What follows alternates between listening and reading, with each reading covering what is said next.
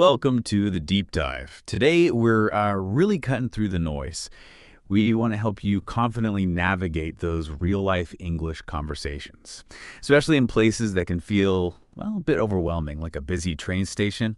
Our mission with this deep dive is basically to give you a shortcut so you feel informed, prepared, ready. So you don't just understand the words, but actually know how to use them when it really counts. Okay, so the core challenge, and many of you probably know this feeling, is making that jump, right? From classroom English, where everything's kind of neat, predictable, to the real world, which is messy, fast. Think about it. You're traveling, maybe feeling a bit anxious, and bang. You need to speak English under pressure, and that's often when the language just disappears. Even if your grammar is actually pretty good, what's really going on there? That's kind of the puzzle we're going to try and unravel today. Yeah, and what's fascinating here, I think, is that this deep dive isn't just about memorizing phrases. It's more about understanding the underlying stuff, the dynamics of communication in these, well, high stakes, fast environments. You might know English perfectly well sitting in a quiet room, right?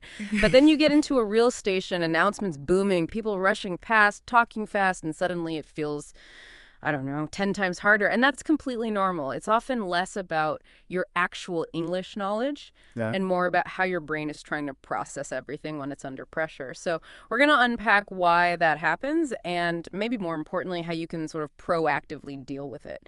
Okay, let's make this real. Let's unpack it with a story. One that I think really paints the picture. Imagine Emma. She's in London, first time ever.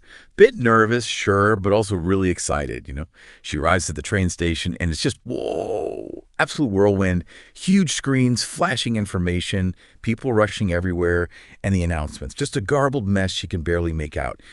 Then her heart practically jumps out of her chest. She suddenly realizes, oh no, her train leaves in 5 minutes. So she sprints to the ticket machine, frantically trying to buy a ticket, and her card just won't work. Rejected. And in that second, her mind is just racing. What do I say? What do I even ask? How do I get help? And in that moment of pure panic, Emma actually does something incredibly brave and effective. She just bypasses the machine that's not working, goes straight to the ticket counter. She says, very simply, something like, "Hi, excuse me, I think I'm going to miss my train. Could you help me, please?" It's direct, it's polite, and it gets right to the point of her problem. Exactly. And what's really insightful there is why that simple approach works so well, especially under pressure. There's actually research in communication, social psychology. It shows that in these noisy, high-stakes places, our brains are kind of hardwired to notice direct, simple requests first. So Emma's clear, "Excuse me, could you help me?" isn't just polite, it's actually strategically really smart. It cuts through all that other noise, all that cognitive stuff going on. It signals immediate, relevant information needed here. Makes it super easy for the person on the other side to process it and respond. And the ticket clerk, seeing she's stressed, quickly replies, "Sure, which train are you catching?" Which itself shows a key thing. People generally want to help, if they understand what you need and it's straightforward. So Emma then gives the key info. The 10-point fivving to Brighton. Right. And here's where that simple language really pays off. The clerk types quickly, then says, "Okay, you're in luck. It's delayed by 10 minutes. You still have time." Yeah. And Emma's relief, you could almost feel it, can't you? She just sighs and says, "Oh, thank you so much." Yeah. It's just a perfect little example of how a few simple, direct phrases plus that clear intention can totally unlock a solution in a really stressful spot. And it really highlights how much you can actually get done with just a few core phrases, even when you feel completely overwhelmed. Yeah, and if we connect that to the bigger picture for you listening, Emma's experience points to some really useful phrases you can kind of keep in your back pocket. So beyond what she said, think about these for any train station scenario maybe. Things like, "Excuse me, where can I buy a ticket?" Simple. Or, "Which platform does the train to?" Wherever. Leave from. How long does the journey take? That's a good one. Is this the right train for? Just checking. And of course, "Could you help me, please?" The classic. Or even, "I think I'm lost. Could you point me in the right direction?" These are all natural. They're polite, and honestly, they genuinely work pretty much anywhere you need a hand. They're sort of high-yield phrases for those high-pressure moments. Okay, so we see what happened with Emma and how that simple approach really worked. But now that we've seen her struggle, Let's really dig into why. Why does that feeling happen? That feeling where your language just seems to vanish. And more importantly, how do we build up the mental resilience, to navigate it? If Emma's English was decent in the classroom, what is actually happening when that processing power seems to just disappear in the real world? That is such a critical question. Think of your brain like a computer, okay? With a certain amount of processing power, let's call it RAM. Now, in a quiet classroom, pretty much all that RAM can focus on the language task, retrieving words, building sentences, understanding the teacher. But in a busy train station, a huge chunk of that RAM is suddenly being used by all these background programs. Your brain is trying to filter out echoing announcements. It's tracking people rushing past. It's processing all the visual chaos from signs and screens. And it's also managing your own internal stress response, the anxiety, the time pressure. So that leaves significantly less RAM available for the actual language task, retrieving the right word, understanding maybe a complex sentence someone says quickly. So that feeling of things being like 10 times harder, it's totally normal. And it's really a cognitive load challenge, basically, or processing bottleneck, not necessarily a gap in your English knowledge itself. Just understanding that that's about load, not lack of skill. That's honestly the first big step to overcoming it. Wow, that makes so much sense. Yeah. It really does. It's not just knowing the words, it's being able to access them and process everything else coming at you under duress. Okay. Okay, so if our brain's RAM is constantly being eaten up in these real world scenarios, how do we actually free some of it up? Or, I don't know, train ourselves to handle this specific kind of pressure better? What are the actionable strategies beyond just, having a list of phrases like we mentioned? Excellent question. The how. Well, it's kind of multifaceted. First, let's talk preparation strategies, things you can do before you're even in the situation. So beyond just practicing common phrases, you could actively train your auditory processing, your hearing.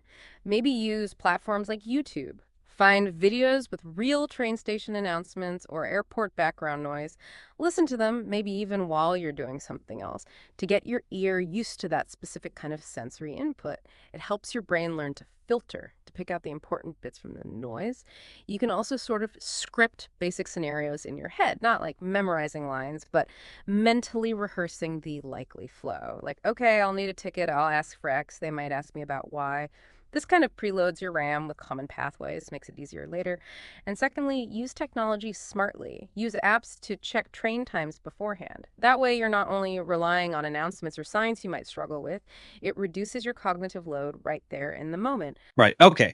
So it's about doing some pre-processing, like offloading some of that mental work before you even arrive. That makes sense. But what about when you're actually in it? You're there, you're feeling that panic rise, your RAM's already struggling. What then? Absolutely. Okay, those are your in the moment strategies. And the very first one, it sounds simple, but it's crucial. Breathe. Just taking a few slow, deep breaths can actually signal to your brain that you're not in immediate danger. It helps dial down that fight or flight response, which itself eats up cognitive resources.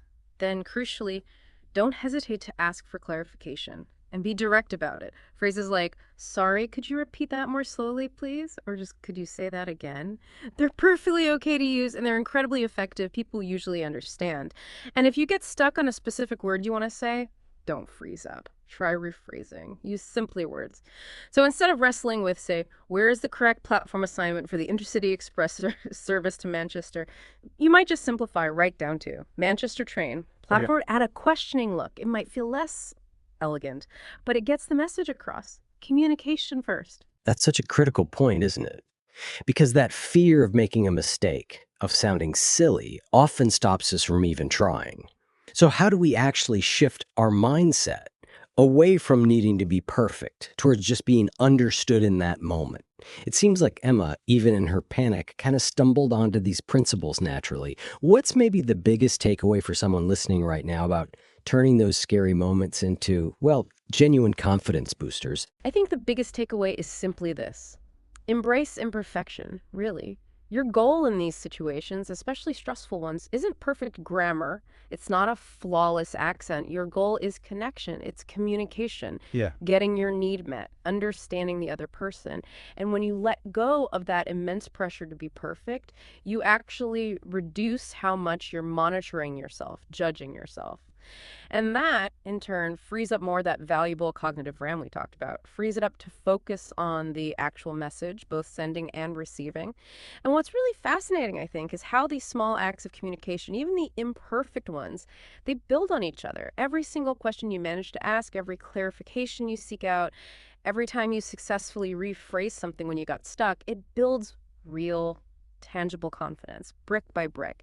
And that confidence is what makes every future trip, every interaction, every new challenging situation feel just that little bit easier than the last one. That's really powerful. So for your next real-world English encounter, maybe it's at a train station, maybe it's just ordering coffee or navigating a new city, remember this: breathe. Seriously, just take a breath. Use simple, polite English. Keep it clear. And maybe most importantly, you don't have to speak fast, not at all. Just aim for clear. That clarity combined with politeness, honestly, that's probably your most powerful tool. So that brings us to a final thought for you to maybe mull over. Building on everything we've discussed, what's the scariest or most challenging part of using English abroad for you personally? Take a moment to really think about that. And maybe consider how understanding your brain's RAM and some of these practical strategies we talked about might help you face it head on next time.